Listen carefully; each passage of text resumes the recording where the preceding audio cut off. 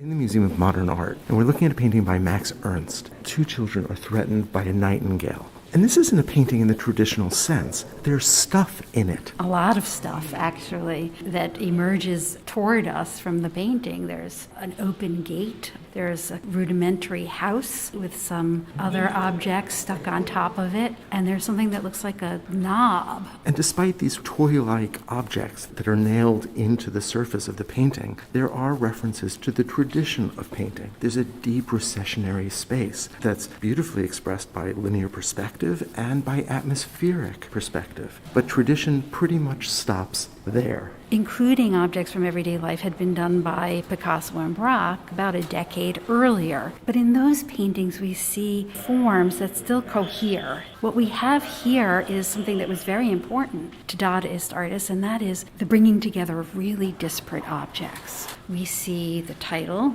on this painted frame, and then we see a surface painted with a thick impasto in very flat green, and two figures painted in grisaille, that is, painted in grayish tones. These are both female figures. The one that's upright seems to be running, holding an enormous knife. Her hair is flying out behind her, and so there's a sense of velocity, a sense of drama, which suggests that she's either fleeing or chasing, and it's completely unclear as to which. And she moves toward the outside of the painting, and so if she is running from something, we don't see anything behind her, and we certainly don't see anything that she could be running toward. So we're missing a big piece of that narrative. And then this figure who is either asleep or wounded or dead in this green field. There is a feeling of danger. Perhaps the woman on the left with the knife is reacting in some way to that figure on the ground. But they're far enough away that they're also disassociated, and that's the confusing part. The woman with the knife is running by her. She's not running at or from the figure on the ground. I think that you raise an important point, that they're not near one another, but we really can't judge distance here at all. That wall moves too quickly back into that space. Those forms in the background, what look like a wall, a triumphal arch, and behind that a domed structure, perhaps with a minaret or a wall around it. How far away are those? How far away are the figures from one another? The depth of that green field is impossible to determine, and then these objects are really close to us.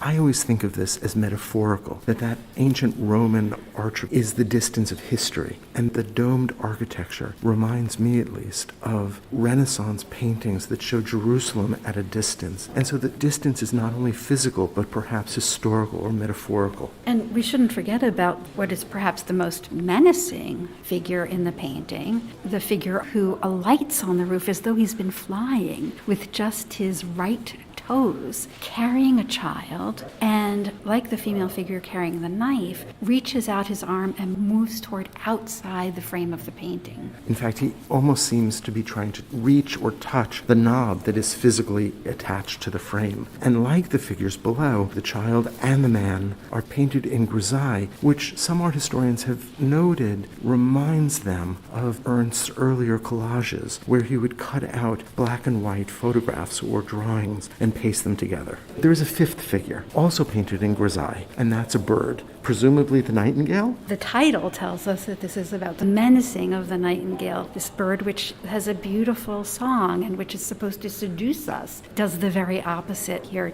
We have this immediate sense of things that don't belong together, suggesting a dream. I would say that in this image, things don't come together in an aggressive way that is a reminder of the art that was made by groups of artists in Paris, where this was made, in Cologne, where Ernst had come from, but also in New York, in Zurich, Berlin, and in all of these places. Artists were responding to the devastation of the First World War, of its uselessness, of its violence. The absurdity of the war, the use of technology in that war. This is also the time of Freud, who Ernst was very interested in, the idea of the unconscious, of things that can't be controlled. And there are forms here that suggest an erotic or sexual meaning that would have been similar to the kinds of readings of Freud. So what are the figures here of Freud? afraid of, precisely. Ernst went into the war in 1914 and didn't come out until the war's end. He served both on the Western Front and on the Eastern Front, and he was wounded when artillery that he was manning recoiled. He had first-hand knowledge of this devastation. And when he came back from the war to Cologne, he came back to a city that was occupied by British forces and political and economic chaos in Germany. And yet, despite this unprecedented violence, society was trying to normalize what had happened, and the Dadaists refused that. And so Ernst does seem to be drawing on his interest in Freud, and especially the interest in the irrational, of the unconscious, of our state below our socialized beings.